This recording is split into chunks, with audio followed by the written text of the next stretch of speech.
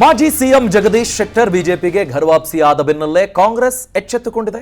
ಶಾಸಕರ ಪಕ್ಷಾಂತರ ಜಿಗಿತದ ಆತಂಕದ ಹಿನ್ನೆಲೆ ಗಜ ಪ್ರಸವದಂತಾಗಿದ್ದ ನಿಗಮ ಮಂಡಳಿ ನೇಮಕಾತಿ ಪಟ್ಟಿಗೆ ಕೊನೆಗೂ ಮೋಕ್ಷ ಕೊಟ್ಟುಬಿಟ್ಟಿದೆ.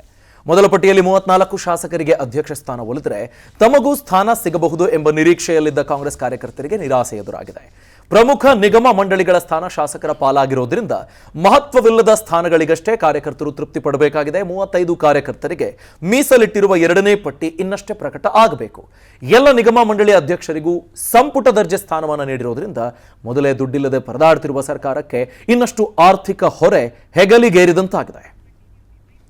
ಇನ್ನು ನಿಗಮ ಮಂಡಳಿ ನೇಮಕಾತಿ ಪಟ್ಟಿ ಬಿಡುಗಡೆ ಮೊದಲೇ ಸಿಎಂ ಹಾಗೂ ಡಿಸಿಎಂ ಅಸಮಾಧಾನಿತರ ಮನವೊಲಿಸಿದ್ದಾರೆ. ಮೊದಲ ಅವಧಿಯಲ್ಲಿ 2 ವರ್ಷ ಮಾತ್ರ ಅವಕಾಶ ಸಿಗುತ್ತೆ. ಈಗ ಅವಕಾಶ ಸಿಗದವರಿಗೆ 2 ವರ್ಷದ ಬಳಿಕ ಅವಕಾಶ ಮಾಡಿಕೊಡುವ ವಾಗ್ದಾನ ಕೊಟ್ಟಿದ್ದಾರೆ. ಅದೇ ರೀತಿ 2 ರಿಂದ 3 ಬಾರಿ ಗೆದ್ದ ಶಾಸಕರಿಗೆ ಮಾತ್ರ ಮೊದಲ ಪಟ್ಟಿಯಲ್ಲಿ ಮಣೆ ಹಾಕಲಾಗಿದೆ. ಶಾಸಕ ನರೇಂದ್ರ ಸ್ವಾಮಿ ಹಾಗೂ ಶ್ರೀನಿವಾಸ್ ಮಾನೆ ಹೆಸರಿಗೆ ಪಟ್ಟಿ ಪ್ರಕಟವಾದ ಬಳಿಕ ತಡೆ ಹಿಡಿಯಲಾಗಿದೆ. ಮಾಲಿನ್ಯ ನಿಯಂತ್ರಣ ಮಂಡಳಿ ಸ್ಥಾನವನ್ನ ನರೇಂದ್ರ ಸ್ವಾಮಿ ಒಪ್ಪಿಲ್ಲ ಅಂತ ತಿಳಿದು ಬಂದಿದೆ. ಅದೇ ರೀತಿ ನಿಗಮ ಮಂಡಳಿ ಪಟ್ಟಿ ಜೊತೆಗೆ ಡಿಸಿಎಂ ರಾಜಕೀಯ ಕಾರ್ಯದರ್ಶಿಯಾಗಿ ಶ್ರೀನಿವಾಸ್ ಮಾನೆ ನೇಮಕವಾಗಿದ್ರು.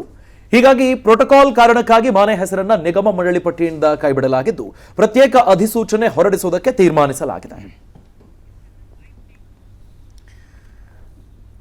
ಕೊನೆಗೂ ಜಗದೀಶ್ ಶೆಟ್ಟರ್ ಅವರ ಎಕ್ಸಿಟ್ ಇದಕ್ಕೊಂದು ಪುಷ್ಟಿಯನ್ನ ಕೊಟ್ಟಂಗಿತ್ತು. ಸರ್, ಡಿ.ಕೆ. ಶಿವಕುಮಾರ್ ಅವರೇ ಪದೇ ಪದೇ ಹೇಳ್ತಿದ್ರು ಇವತ್ತು ನಾಳೆ ಪಟ್ಟಿ ಬಂದ್ಬಿಡುತ್ತೆ ನೋಡ್ತೀರಿ ಅಂತ. ಇವತ್ತು ಫೈನಲಿ ಅದಾಗಿದೆ. ಕಾಂಗ್ರೆಸ್ ಹೆದರ್ಕೊಂಡು ಮುಂದಡಿ ಇಡ್ತಾ ಅಂತ. ಅಂದ್ರೆ ನೀವು ಕೇಳೋದು ಜಗದೀಶ್ ಶೆಟ್ಟರ್ ಅವರು ನಿರ್ಗಮಿಸಿದ ನಂತರದಲ್ಲಿ ತೆಗೆದುಕೊಂಡಿರಬಹುದಾದ ತೀರ್ಮಾನ ಇದು ಅಂತನಾ, ಹೇಗೆ? ಅಂದ್ರೆ ಸರ್, ಮೇ ಬಿ ಇನ್ನೊಂದು ಸ್ವಲ್ಪ ಕಾದು ಇದನ್ನ ಬಿಡುಗಡೆ ಮಾಡಬೇಕು ಅಂತ ಕಾಯ್ತಾ ಇದ್ರೇನೋ. ಬಟ್ ಜಗದೀಶ್ ಶೆಟ್ಟರ್ ಅವರ ಎಕ್ಸಿಟ್ ಇದು ಬೇಗ ಪಬ್ಲಿಕ್ ಬರೋ ರೀತಿ ಮಾಡಿರಬಹುದು, ಒಂದು ಪುಷ್ಟಿ ಕೊಟ್ಟಿರಬಹುದು ಅಂತ. Correct, you are right, absolutely right, I agree with you. ಅದರ ಜೊತೆಗೆ ನಾವು ಒಂದು ಸ್ವಲ್ಪ ಈ ವಿಷಯವನ್ನು ಅನಾಲಿಟಿಕಲ್ ಅಪ್ರೋಚ್ನಲ್ಲಿ ನೋಡೋಣ. Yes sir. ಓಕೆ, ಎಷ್ಟು 36 ನಿಗಮ ಮಂಡಳಿಗಳು, ಈ ಸಾರಿಗೆ ನಿಗಮ, ಉಣ್ಣೆ ನಿಗಮ, ಅರಣ್ಯ, ಮತ್ತೊಂದು ಮಗದೊಂದು, ಚಿನ್ನ, ಅದು ಇದು. ಆಮೇಲೆ ಅವ್ರಿಗೆಲ್ಲ ಏನು ಕ್ಯಾಬಿನೆಟ್ ದರ್ಜೆ ಕೊಟ್ಟರು, ಗೂಟದ ಕಾರ್ ಕೊಟ್ಟರು. ಅವ್ರಿಗೆಲ್ಲ ಒಬ್ಬರು ಸೆಕ್ರೆಟರಿ ಇರ್ತಾರೆ, ಅವ್ರಿಗೆಲ್ಲ ಒಬ್ಬರು ಅಸಿಸ್ಟೆಂಟ್ ಇರ್ತಾರೆ ಅಲ್ವಾ? ಅವರಿಗೆಲ್ಲ ಏನೇನೋ ಇರ್ತದೆ ಅಲ್ಲ, ಅವರಿಗೆಲ್ಲ TA ಕೊಡ್ತಾರೆ, ಅವರಿಗೆಲ್ಲ ಪೆಟ್ರೋಲ್ ಅಲವೆನ್ಸ್ ಕೊಡ್ತಾರೆ, ಅವರಿಗೆಲ್ಲ 1 ಲಕ್ಷ ಬಾಡಿಗೆಗೆ ಅಂತ ಕೊಡೋ ಅಲವೆನ್ಸ್ ಸರ್. ಹೌದಾ? 1 ಲಕ್ಷ ಕೊಡ್ತಾರೆ. ಬಹಳ ಇಂಟ್ರೆಸ್ಟಿಂಗ್ ವಿಷಯ ಹೇಳ ನಿಮಗೆ. ಈಗ ಆಫೀಸ್ ಆಫ್ ಪ್ರಾಫಿಟ್ ಅಂತ ಒಂದಿದೆ, ಆಯ್ತಾ? ಇದೆಲ್ಲವೂ ಕೂಡ ಹಿಂಬಾಗಿಲಿಂದ ತುರುಕುವ ಕೆಲಸ. ಯಾಕೆ ಅಂತ ಕೇಳಿ ನೋಡಿ. ರೂಲ್ಸ್ ಏನಿರೋದು ಅಂತಂದರೆ, total number of assembly constituencies ಎಷ್ಟು ಹೇಳಿ 224. ಟೋಟಲ್ ಸ್ಟ್ರೆಂತ್ ಆಫ್ ಅಸೆಂಬ್ಲಿ ಎಷ್ಟು ಹೇಳಿ 224 ಅಲ್ವಾ? ಕಾನ್ಸ್ಟಿಟ್ಯೂನ್ಸೀಸ್ 224, ಸ್ಟ್ರೆಂತ್ 224, ಎಲ್ಲ ಪಾರ್ಟಿಗಳು ಸೇರಿ. ರೂಲ್ಸ್ ಏನಿರೋದು ಅಂತಂದರೆ, ಇದು ಬಹಳ ಸೂಕ್ಷ್ಮ ನಾವು ಅರ್ಥ ಮಾಡ್ಕೋಬೇಕು. ರೂಲ್ಸ್ ಏನಿರೋದು ಅಂತಂದರೆ, ಎಷ್ಟು ಜನರನ್ನ ಮಿನಿಸ್ಟರ್ಸ್ ಮಾಡ್ಬೋದು? 15% ಜನರನ್ನ ಮಾತ್ರ ಮಂತ್ರಿಗಳನ್ನಾಗಿ ಮಾಡಿ ಅವರಿಗೆ ಬೇಕಾದ ಸವಲತ್ತುಗಳನ್ನು ಕೊಡ್ಬೋದು. ಗೊತ್ತಾಯ್ತಾ? ಅಂದ್ರೆ ಈಗ ಎಷ್ಟು ಜನ ಮಿನಿಸ್ಟರ್ಸ್ ಆಗಿದ್ದಾರೆ? 34 ಜನ ಮಿನಿಸ್ಟರ್ಸ್ ಆಗೋಗಿದ್ದಾರೆ. ಇನ್ನಲ್ಲಿ ಖಾಲಿ ಇಲ್ಲ. ಈ ಜಂಬೋ ಕ್ಯಾಬಿನೆಟ್ ಮಾಡಕ್ ಆಗೋದಿಲ್ಲ. ಊರಲ್ಲಿರೋರ್ನೆಲ್ಲ ಕರ್ಕೊಂಬಂದು, ಅಸಮಾಧಾನಿತರನ್ನ ಕರ್ಕೊಂಬಂದು, ಅತೃಪ್ತರನ್ನ ಕರ್ಕೊಂಬಂದು, ಬರ್ರಿ ಬರ್ರಿ ಬರ್ರಿ ಬರ್ರಿ ನಿಮ್ಗೂ ಮಿನಿಸ್ಟರ್ ಮಾಡ್ತೀವಿ ಅಂತ ಹೇಳಕ್ ಆಗೋದಿಲ್ಲ. ಆಗತ್ತಾ? ಆಗಲ್ಲ. ಈಗ ಮಾಡ್ಬೇಕಪ್ಪ. ಏನ್ ಮಾಡ್ಬೇಕು? 4 ಜನ ಮಿನಿಸ್ಟರ್ ಕೈಯಲ್ಲಿ ರಾಜೀನಾಮೆ ಕೊಡಿಸ್ಬೇಕು, 4 ಜನನ್ನ ಹೊಸಬರಾಗಿ ತರಬೇಕು. ಹೌದಾ? ಕರೆಕ್ಟಾ? ಅಥವಾ CM ಯಾರೋ ಒಬ್ಬ ಮಿನಿಸ್ಟರ್ಗೆ ನಿಮ್ಮ ಕೈಯಲ್ಲಿರೋ ಹೆಚ್ಚುವರಿ ಖಾತೆಯನ್ನ ಇನ್ನೊಬ್ಬರಿಗೆ ಬಿಟ್ಕೊಡಿ ಅಂತ ಒಂದು ಜಾಸ್ತಿ ಮಾಡ್ಬೋದೇನೋ ಅಷ್ಟೇ, ಕಡಿಮೆ ಮಾಡ್ಬೋದೇನೋ ಅಷ್ಟೇ.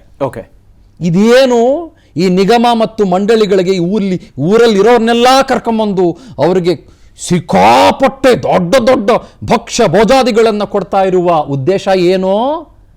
ಹಿಂಬದಿಯಿಂದ ಇವರೆಲ್ರಿಗೂ ಕೂಡ ಒಂದು ಲೆವೆಲಲ್ಲಿ ನೀನು ಮಿನಿಸ್ಟರ್ ಇದ್ದಂಗೆ ಕಣಪೋ, ನೀನು ಮಿನಿಸ್ಟ್ರೇ ಕಣ, ಸುಮ್ಮನೆ ಮಿನಿಸ್ಟ್ರು ಅಂತ ನಿನಗಿಲ್ಲ ಅಷ್ಟೇ. ನಿಗಮ ಅಂತ ನಿಮಗೆ ಕೊಟ್ಟಿವಿ, ತಗೊಳಪ್ಪ ನೀನು, ನಿನಗೆಲ್ಲ ಸವಲತ್ತು ಕೊಟ್ಟಿವಿ. ನಾವು ಕಾರ್ ಕೊಟ್ಟಿದ್ದೀವಿ, TA ಕೊಟ್ಟಿದ್ದೀವಿ, ಮತ್ತೊಂದು ಕೊಟ್ಟಿದ್ದೀವಿ. ಇದು ಹಿಂಬಾಗಿಲ ಪ್ರಯತ್ನ ಅಷ್ಟೇ. That's all. ಇದು ಆಪರ್ಚುನಿಸ್ಟ್ಗಳು ಮಾಡುವ ದೊಡ್ಡ ಪ್ರಯತ್ನ ಅಷ್ಟೇ, ಮತ್ತು ಇದು ಎಲ್ಲ ಸರ್ಕಾರಗಳು ಮಾಡುವ ಪ್ರಯತ್ನ ಅಷ್ಟೇ. Yes sir. ಗೊತ್ತಾಯ್ತಾ? ಈ ಮಿನಿಸ್ಟ್ರಿಗಳಿಗೆ ಏನ್ ಸಿಗುತ್ತೆ ಸವಲತ್ತು, ಇವ್ರಿಗೆ ಆಲ್ಮೋಸ್ಟ್ ಅದೇ ಸಿಗುತ್ತೆ. ಸೊ ಇವ್ರಿಗೆ ಸವಲತ್ತು ಸಿಗುತ್ತೆ ಅಂತಂದ್ಮೇಲೆ ಅವರು ಕೋಪಿಸ್ಕೊಂಡಿರೋರು, ನೀವು ಹೇಳಿದ್ರಲ್ಲ, ಅಲ್ಲಿ ಇಲ್ಲಿ ಕಾಲಿಡಬೇಕು ಅಂತ ಯೋಚನೆ ಮಾಡ್ತಾ ಇದ್ದವರು ಗೂಡದ ಕಾರ್ ಸಿಕ್ಕಿದ ಮೇಲೆ, ಇಷ್ಟೊಂದೆಲ್ಲ ಅಲೋಯನ್ಸ್ ಸಿಕ್ಕಿದ ಮೇಲೆ ಇವರು ಇನ್ನ ಆ ಕಡೆ ಈ ಕಡೆ ಕಾಲಿಡುವ ಯೋಚನೆಯನ್ನ ಮಾಡೋದಿಲ್ಲ. ಅಟ್ಲೀಸ್ಟ್ ಇನ್ನು 2 ವರ್ಷಕ್ಕಂತೂ ಮಾಡಲ್ಲ ಅಲ್ವಾ? ಅಷ್ಟೇ. ಏನ್ ಸಿಕ್ಕಾಪಟ್ಟೆ ನ್ಯೂಟನ್ಸ್ ಲಾ, ಅಟಾಮಿಕ್ ಲಾ ಏನು ಇಲ್ಲ. ಗೊತ್ತಾಯ್ತಾ?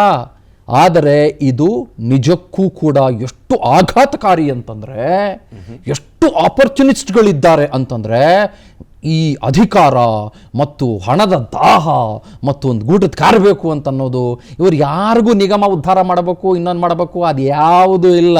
ನಿಗಮನೋ ಇಲ್ಲ, ಪಗಮನೋ ಇಲ್ಲ, ಸುಗಮನೋ ಇಲ್ಲ, ಯಾಂಥದೂ ಇಲ್ಲ. ಯಾರಿಗೋ ಕೆಲವ್ರಿಗೆ ಇರ್ಬೋದು, ನಾನು ಒಪ್ಕೋತೀನಿ ಪಾಪ. ಏನಿದ್ರಲ್ಲಿ ಏನು ಕಾರ್ಯಕರ್ತರ ಯಾರೇ, ಏನು ಕಾರ್ಯಕರ್ತರ ಹೆಸರು ಕಾಣಿಸ್ತದ ನಿಮಗೆ? MLAಗಳು. ನೀವು ಮಾನೆ ಹೆಸರನ್ನು ಕೇಳಿದ್ರಿ, ಅವರನ್ನ ದೊಡ್ಡ ಹುದ್ದೆ ಕೊಟ್ಬಿಟ್ಟು ಮುಖ್ಯಮಂತ್ರಿಗಳ ಪಕ್ಕದಲ್ಲಿ ಕೂಡಿಸ್ಕೊಂಡಿದ್ರು. ಆಯ್ತಾ?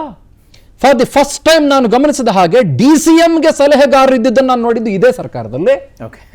DCMಗೆ ಸಲಹೆಗಾರರು ಅಂತ ಎಲ್ಲಿದ್ರಪ್ಪ? ನಾನು ನೋಡ್ಲೇ ಇಲ್ಲ. ಯಾಕಿದ್ರಪ್ಪ? ಮುಖ್ಯಮಂತ್ರಿಗಳಿಗೆ ಸಲಹೆಗಾರರು ಇರೋದನ್ನ ನಾನು ನೋಡಿದ್ದೀನಿ. ಯಾಕೆ ಹೇಳಿ? DCMಗೆ ಸಲಹೆಗಾರರು ತಗೊಳ್ಳಿ, ನಿಮ್ಗೊಂದು ಕ್ಯಾಬಿನೆಟ್ ಲೆವೆಲ್ಲು. ಮಿನಿಸ್ಟರ್ ಮಾಡೋಕ್ಕಾಗಲ್ಲ. ಮಿನಿಸ್ಟ್ರು ಅಂತ ಅಧಿಕೃತವಾಗಿ ಸಂವಿಧಾನಬದ್ಧವಾಗಿ ಕೊಡೋಕ್ಕಾಗಲ್ಲ ಅಲ್ಲ, 34-35ಗೆ ಸೀಮಿತ ಅಲ್ವಾ? ಅದಕ್ಕೆ DCMಗೊಬ್ಬರು ಸಲಹೆಗಾರರು ತಗೊಳ್ಳಿ, ಪುಕ್ಸಟೆ ಎಲ್ಲರೂ ತಗೊಳ್ಳಿ. ಏನು ಮಾಡ್ತೀರಿ, ಇನ್ನೇನು ಮಾಡ್ತೀರಿ ನೋಡಿ. ನೀವು ಏನಾದರೂ ಅಪ್ಲೈ ಮಾಡ್ಕೊಳ್ಬೇಕು ಅಂತಂದ್ರೆ ನೋಡಿ, ಒಂಚೂರು ಪ್ಲಾನ್ ಮಾಡ್ಕೊಳ್ಳಿ. ಯಾರಿಗಾದ್ರೂ ಸಲಹೆಗಾರರ ಬೇಕಾ ಕ್ಯಾಬಿನೆಟ್ ಲೆವೆಲ್ ನೋಡಿ, ನೀವು ನೋಡಿ. ಈ ಪ್ರೋಗ್ರಾಮ್ ನೋಡ್ತಾ ಇರುವ ರಾಮಣ್ಣ, ತಿಮ್ಮಣ್ಣ, ಸೋಮಣ್ಣ, ಭರಮಣ್ಣ, ನೀವು ಯಾರಿದ್ದೀರ ನೋಡಿ, ಸಲಹೆಗಾರರ ಪಟ್ಟಿ ಇದ್ರೆ ನೋಡಿ, ಒಂದು ಪೋಸ್ಟ್ ಇದ್ರೆ ನೋಡ್ಕೊಳ್ಳಿ ಒಂದು. That's all. It is as simple as that. ಗೊತ್ತಾಯ್ತಾ? ಮೂರನೇದು ಆಯ್ತಾ, ಇದೂನು ಆ ಕಡೆ ಇಟ್ಬಿಡ್ತೀನಿ ನಾನು. ಇದನ್ನು 1 ನಿಮಿಷ ಆ ಕಡೆ ಇಡ್ತೀನಿ. ಈ ಗ್ಯಾರಂಟಿಗಳು ಘೋಷಣೆ ಮಾಡಿದ್ರಲ್ಲ, ನಾನು ದೇವರಣ ಇಂಥದ್ದು ನೋಡೇ ಇರಲಿಲ್ಲ. ಈ ಗ್ಯಾರಂಟಿಗಳನ್ನ ಜಾರಿಗೊಳಿಸೋದಕ್ಕೆ 256 ಕಮಿಟಿ ಅಂತೆ. ಐ ಮೀನ್ ಸೀರಿಯಸ್ಲಿ, ಅದನ್ನ ಹೆಡ್ ಮಾಡೋರಿಗೂ ಕ್ಯಾಬಿನೆಟ್ ದರ್ಜೆ, ಅದನ್ನ ಹೆಡ್ ಮಾಡೋರು ಕ್ಯಾಬಿನೆಟ್ ದರ್ಜೆ. ಯಾಕೆ? ವೈ? ಆಪರ್ಚುನಿಸ್ಟ್ಸ್ ಅವ್ರಿಗೆ ಬೇಕು. ಮಂತ್ರಿ ಮಾಡೋಕ್ಕಾಗಲ್ಲ, ಹಾಗಾಗಿ ಇನ್ನೊಂದು ತಂತ್ರ ಮಾಡೋದು, ಇನ್ನೊಂದು ಮಾಡ್ಕೊಳ್ಳೋದು ಅಷ್ಟೇ. That's all. ನಾನು ಲೈಫಲ್ಲಿ ನೋಡ್ಲಿಲ್ಲಪ್ಪ ಈ ಗ್ಯಾರಂಟಿ ಯೋಜನೆ ಅನ್ನೋದು. ಇವಾಗ ನೋಡ್ತಾ ಇದ್ದೀವಿ ಸರಿ, ಬೇರೆ ಬೇರೆ ಯೋಜನೆಗಳಿತ್ತು, ಬಟ್ ಗ್ಯಾರಂಟಿ ಎಡ್ ಮಾಡೋರಿಗೆ ಕಮಿಟಿ, ಅವ್ರಿಗೆ ಕ್ಯಾಬಿನೆಟ್ ದರ್ಜೆ, ಅವ್ರಿಗೊಂದು ಗೂಟದ ಕಾರು, ಅವ್ರಿಗೊಬ್ಬ PSO, ಅವ್ರಿಗೊಬ್ಬ ಸೆಕ್ರೆಟರಿ, ಅವ್ರಿಗೊಬ್ಬ ಅಸಿಸ್ಟೆಂಟು. ಇದನ್ನ ಗ್ಯಾರಂಟಿ ಯೋಜನೆಗಳನ್ನ ರೂಪಿಸಿದ್ದು ಸರ್ಕಾರ, ಅದನ್ನ ಜಾರಿಗೊಳಿಸಬೇಕಾಗಿದ್ದು ಯಾರ ಕೆಲಸ? ಸರ್ಕಾರದ ಕೆಲಸ. ಮತ್ತಿನ್ಯಾರದ ಕೆಲಸ? ಮಿನಿಸ್ಟರ್ಗಳು ಮಾಡಬೇಕಾಗಿದೆ. ಮಿನಿಸ್ಟ್ರದು ಜೊತೆಗೆ ಬ್ಯೂರೋಕ್ರಸಿ ಅಂತ ಇದೆಯಲ್ಲಪ್ಪ, ಬ್ಯೂರೋಕ್ರಾಟ್ಸ್ ಅಂತ ಇರ್ತಾರಲ್ಲಪ್ಪ, 12 ಜನ, 13 ಜನ, 14 ಜನ, 15 ಜನ ಅಂತ ಬ್ಯೂರೋಕ್ರಾಟ್ಗಳು ಅಂತ ಇರ್ತಾರಲ್ಲಪ್ಪ, ಆಯಾ ಇಲಾಖೆಗೆ ಇರ್ತಾರಲ್ಲಪ್ಪ. ಹೌದು ಸರ್. ಅವ್ರು ಮಾಡೋ ಕೆಲಸ ಏನು? ಇಂಪ್ಲಿಮೆಂಟೇಷನ್. ಅದಕ್ಕೆ 256 ಕಮಿಟಿ ಮಾಡ್ಬೇಕಾ? Come on, I don't understand this. ಆಯ್ತು, ಕಮಿಟಿ ಮಾಡಿದ್ರು. ಆ ಕಮಿಟಿ ಮಾಡಿದ್ದಕ್ಕೆ ಮಾನದಂಡ ಏನು ಸ್ವಾಮಿ? ಈಗ ನಿಗಮಗಳಿಗಾದ್ರೂ ಶಾಸಕರನ್ನು ಮಾಡಿದ್ರಪ್ಪ, ಈ ಕಮಿಟಿಗಳಿಗೆ ಯಾರ್ಯಾರನ್ನೋ ಕ್ಯಾಬಿನೆಟ್ ದರ್ಜೆ ಕೊಟ್ರಲ್ಲ, ಮಾನದಂಡ ಏನು? ನೀವು ಆಗ್ಬೋದಾ? ನಾನು ಆಗ್ಬೋದಾ? ಅವ್ರು ಮನ್ಸ್ ಮಾಡಿದ್ರೆ ಅದೇ ತರನೇ ಪ್ಲಾನ್ ಮಾಡಿರೋದು ಸರ್. ಯಾರು ಬೇಕಾದ್ರೂ ಆಗ್ಬೋದಾ ಅಲ್ವಾ? ಏನು ಮಾನದಂಡ ಏನು? ನಿಮ್ಗೆ ಇನ್ನೊಂದು ಹೇಳ, ನೀವು ಕಾಂಗ್ರೆಸ್ಸಿನ ಜಿಲ್ಲಾಧ್ಯಕ್ಷ ಸ್ಥಾನವನ್ನ ಪಡೆದುಕೊಳ್ಬೇಕು ಅಂದ್ರೂ ಕೂಡ ಕಾಂಗ್ರೆಸ್ಸಿನ ಒಳಗೆ ರೂಪಿತವಾಗಿರುವ ಒಂದು ಪ್ರೋಟೋಕಾಲ್ ಅಂತ ಇರ್ತದೆ. ನಾವು ಅದನ್ನ ಪ್ರಶ್ನೆ ಮಾಡಲ್ಲ. ಅವ್ರ ಪಾರ್ಟಿಯವ್ರು ಏನಾದ್ರೂ ಮಾಡ್ಕೊಳ್ಳಿ ಅಂತ ನಾವ್ ಯಾರು ಅದನ್ನ ಪ್ರಶ್ನೆ ಮಾಡಲ್ಲ. ಬಟ್ ಕಮಿಟಿ ಹಾಗಲ್ಲ ರೀ. ಅದು ರಾಜ್ಯಕ್ಕೆ ಸೀಮಿತವಾಗಿರೋದು, ಜನರಿಗೆ ಸೀಮಿತವಾಗಿರೋದು. ಅದನ್ನು ಊರಲ್ಲಿರೋರಿಗೆಲ್ಲ ತಗೊಂಡು ಕೊಡಕ್ ಆಗಲ್ಲ. ನೀನು ಅಸಮಾಧಾನಿತನ ಬಪ್ಪ ಮಗು ತಗ ನಿನಗೊಂದು ಅಂತ ಕೊಡಕ್ ಆಗಲ್ಲ. ಬಾರಪ್ಪ, ತಗೊಳಪ್ಪ, ಆರಾಮಾಗಿರಪ್ಪ, ನೀನು ಒಂದು ಕಾರ್ ತಗೊಳಪ್ಪ, ಯಾವ ಕಲರ್ದು ಬೇಕಪ್ಪ ನಿನ್ನ ಕಾರು, ಯಾವ ನಂಬರ್ ಬೇಕಪ್ಪ ನಿನಗೆ, ತಗೊಳಪ್ಪ, ಬ್ಯೂರೋಕ್ರಾಟ್ಗಳು ಅಲಾಟ್ ಮಾಡ್ತಾರೆ ನಿನಗೆ, ಅಥವಾ DPR ನಿನಗೆ ಅಲಾಟ್ ಮಾಡುತ್ತೆ. ಹಂಗೆ ಆಡಕ್ಕಾಗಲ್ಲ. ಇದು ಏನು ಇಲ್ಲ ಅಭಿಷೇಕ್, ಇದು ಹಿಂಬಾಗಿಲ ಮೂಲದ ಪ್ರಯತ್ನ. ಸ್ಪಷ್ಟವಾಗಿ ಅರ್ಥ ಆಗ್ತಾ ಇದೆ. ನಿಮಗೆ ಅನುಮಾನ ಬೇಡ. ಅವ್ರನ್ನ ಮಿನಿಸ್ಟರ್ ಮಾಡಕ್ ಆಗ್ಲಿಲ್ಲ, ನಿಗಮ ಮಂಡಳಿಗಳಿಗೆ ಸೇರಿಸಿದ್ರು, ಅದು ಓಕೆ. ಅದನ್ನು ತೃಪ್ತಿಗೊಳಿಸೋ ಪ್ರಯತ್ನ, ಓಕೆ, ಅದು ಎಲ್ಲ ಸರ್ಕಾರಗಳು ಮಾಡ್ಕೊಂಡು ಬಂದಿದ್ದಾವೆ. ಬಟ್ ಆಫೀಸ್ ಆಫ್ ಪ್ರಾಫಿಟ್ ಅಂತ ಇದೆ, ಅದನ್ನು ಕೂಡ ಅಮೆಂಡ್ಮೆಂಟ್ ತಗೊಂಡು ಬಂದ್ಬಿಟ್ರು 15%. ಆಮೇಲೆ ಅದಕ್ಕೂ ಕೂಡ ಒಂದು ಅಮೆಂಡ್ಮೆಂಟ್ ತಗೊಂಡು ಬಂದರು ಇವರೆಲ್ಲರೂ ಕೂಡ ಸೇರ್ಕೊಂಡ್ಬಿಟ್ಟು. ಯಾಕಂದ್ರೆ ಡಿಸ್ಕ್ವಾಲಿಫೈ ಆಗ್ಬಿಡ್ಬೋದಾಗಿತ್ತು, ಆಯ್ತಾ. ಅದನ್ನೆಲ್ಲ ಒಂದಿಷ್ಟು ಪರಿವರ್ತನೆ ಮಾಡುವುದಕ್ಕೆ, ಒಂದು ಹಿಂಬಾಗಿಲು ಆಟ ಆಡೋದಕ್ಕೆ ಕ್ಯಾಬಿನೆಟ್ಟು ದರ್ಜೆ ಕೊಟ್ಟರು, ಅವ್ರಿಗೆ ಕಾರ್ ಕೊಟ್ಟರು, ಅವ್ರಿಗೆ ಸವಲತ್ತು ಕೊಟ್ಟರು, ಗ್ಯಾರಂಟಿಗಳಿಗೂ ಕಮಿಟಿ ಮಾಡಿದ್ರು. ನಾಳೆ ಏನೋ ಸುಮ್ಮನೆ ಒಂದು ಕಮಿಟಿಯನ್ನು ನಾಳೆ ಮಾಡ್ತಾರೆ.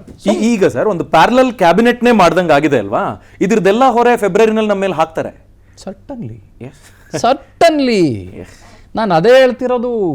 1,02,000 ಕೋಟಿ ರೂಪಾಯಿ 2023ನೇ ಇಸ್ವಿಯಲ್ಲಿ ಈ ರಾಜ್ಯ ಕಲೆಕ್ಟ್ ಮಾಡಿದಂಥ ಕಮರ್ಷಿಯಲ್ ಟ್ಯಾಕ್ಸ್ ಯಾರು ಕಟ್ಟಿದಲ್ಲ ಸ್ವಾಮಿ, ನಾನು ಮತ್ತು ನಿಮ್ಮಂಥವರು ಒಂದು ಬೆಂಕಿಪಟ್ಟಣ ತಗೊಳ್ಳೋ ಮೂಲಕ, ಒಂದು ಸಣ್ಣದು ಕಡ್ಡಿ ತಗೊಳ್ಳೋ ಮೂಲಕ, ಅಥವಾ ಏನೋ ಚಾಕ್ಲೇಟ್ ತಗೊಳ್ಳೋ ಮೂಲಕ ಕಟ್ಟಿದ್ದು. ಸುಮಾರು 8,000 to 9,000 ಕೋಟಿ ರೂಪಾಯಿ ಸ್ಟ್ಯಾಂಪ್ ಡ್ಯೂಟಿ ಟ್ಯಾಕ್ಸ್ ಯಾರು ಕಟ್ಟಿದ್ದಲ್ಲ ಸ್ವಾಮಿ, ನಾನು ನೀವು ಕಟ್ಟಿದ್ದು.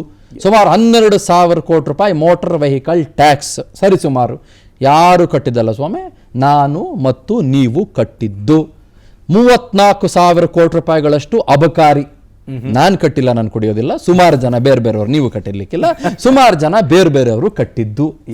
ಯಾರು ಈ ಪಾನಪ್ರಿಯರು ಕಟ್ಟಿದ್ದು, ಮದ್ಯಪಾನ ಪ್ರಿಯರು ಕಟ್ಟಿದ್ದು. ಗೊತ್ತಾಯ್ತಾ? ಇದೆಲ್ಲ ದುಡ್ಡು ಯಾರ್ದು? ನೀವು ಖರ್ಚು ಮಾಡಿದ್ದೀರಿ, ನಿಮ್ದು. ನಾನು ಖರ್ಚು ಮಾಡಿದ್ದೀನಿ, ನಮ್ದು. ಆಮೇಲೆ ಇವ್ರು ಕೊಡೋ ಕ್ಯಾಬಿನೆಟ್ ದರ್ಜೆ ದೊಡ್ಡ ದೊಡ್ಡ ಗೂಟದ ಕಾರ್ಗಳು ಯಾರ ದುಡ್ಡಿಂದ? ನಿಮ್ಮ ದುಡ್ಡಿಂದ. ನೀವು ಬರೀ ಡೈರೆಕ್ಟ್ ಟ್ಯಾಕ್ಸ್ ಬಗ್ಗೆ ಮಾತಾಡಬೇಡಿ. ಇನ್ಕಮ್ ಟ್ಯಾಕ್ಸ್ ಕಟ್ಟೋನ್ ಮಾತ್ರ ಟ್ಯಾಕ್ಸ್ ಕಟ್ಟೋನಲ್ಲ. ಒಂದು ಚಾಕ್ಲೇಟ್ ತಗೊಂಡ್ರು ನಾನು ಅದಕ್ಕೆ 0.5 ಪೈಸಾನೋ ಅದೆಷ್ಟೋ GST ಕಟ್ಟಿರ್ತೀನಿ ನಾನು. ಗೊತ್ತಾಯ್ತಾ? ಹಾಗಾಗಿ ಈ ಗ್ಯಾರಂಟಿನೂ ಜನರದ್ದೇ, ಈ ಕ್ಯಾಬಿನೆಟ್ಟು ಗಿರಿಗಳೂ ಜನರದ್ದೇ, ಮುಖ್ಯಮಂತ್ರಿಗಳು ಓಡಾಡುವ ಕಾರಿನ ಪೆಟ್ರೋಲು ಡೀಸೆಲ್ನೂ ಜನರದ್ದೇ, ಎಲ್ಲಾನು ಜನರದ್ದೇ. ಎವ್ರಿಥಿಂಗ್ ಜನ ಜನ ಜನ ಜನ. ಇಲ್ಲದೆ ಸರ್ಕಾರ ಇಲ್ಲ, ಸರ್ಕಾರ ಇಲ್ಲದೆ ಜನ ಇರ್ಬೋದಾ? ಇರ್ಬೋದು. ಬಟ್ ಜನ ಇಲ್ಲದೆ ಸರ್ಕಾರ ಅಂತೂ ಇರೋಕ್ಕಾಗಲ್ಲ.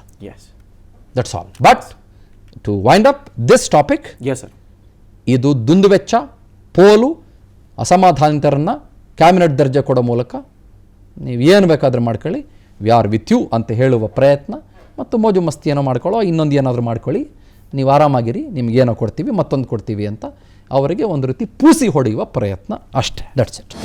ಅನುಕ್ಷಣದ ಸುದ್ದಿಗಳಿಗಾಗಿ ವಿಸ್ತಾರ ನ್ಯೂಸ್ ಯೂಟ್ಯೂಬ್ ಚಾನೆಲ್ ಸಬ್ಸ್ಕ್ರೈಬ್ ಮಾಡಿ. ಹೊಸ ಸುದ್ದಿಗಳ ನೋಟಿಫಿಕೇಶನ್ಗಾಗಿ ಬೆಲ್ ಐಕಾನ್ ಕ್ಲಿಕ್ ಮಾಡಿ. ಲೇಟೆಸ್ಟ್ ಅಪ್ಡೇಟ್ಸ್ಗಾಗಿ www.vistaranews.com ವೆಬ್ಸೈಟ್ಗೆ ವಿಸಿಟ್ ಮಾಡಿ. ಅಂಗೈಯಲ್ಲೇ ಜಗತ್ತಿನ ಸುದ್ದಿ ತಿಳಿಯಲು ವಿಸ್ತಾರ ನ್ಯೂಸ್ ಕನ್ನಡ ಆಪ್ ಡೌನ್ಲೋಡ್ ಮಾಡಿ.